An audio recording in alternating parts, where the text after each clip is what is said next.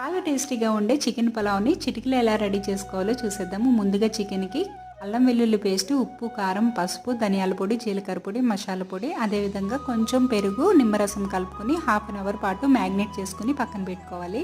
వేరే బాండీలోకి oil heat అయిన తర్వాత హోల్ గరం మసాలా దినుసులు వేసుకుని ఉల్లిపాయ ముక్కలు, పచ్చిమిర్చి, కొత్తిమీరను కూడా వేసుకుని ఉల్లిపాయ ముక్కలు బాగా గోల్డెన్ కలర్ వచ్చేంత వరకు ఫ్రై చేసుకున్న తర్వాత మ్యాగ్నేట్ చేసుకున్నటువంటి చికెన్ కూడా వేసుకుని ఆయిల్ పైకి తేలేంత వరకు లో ఫ్లేమ్లో ఉడికించుకోవాలి.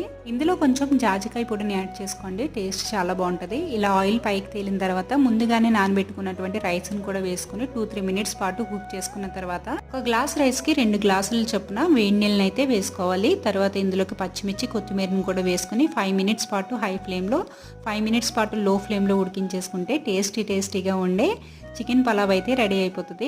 వేడివేడిగా ఉన్నప్పుడే కొంచెం కొత్తిమీర, నెయ్యిని కూడా యాడ్ చేసుకుని సర్వ్ చేసుకోండి. టేస్ట్ అయితే అదిరిపోతుంది.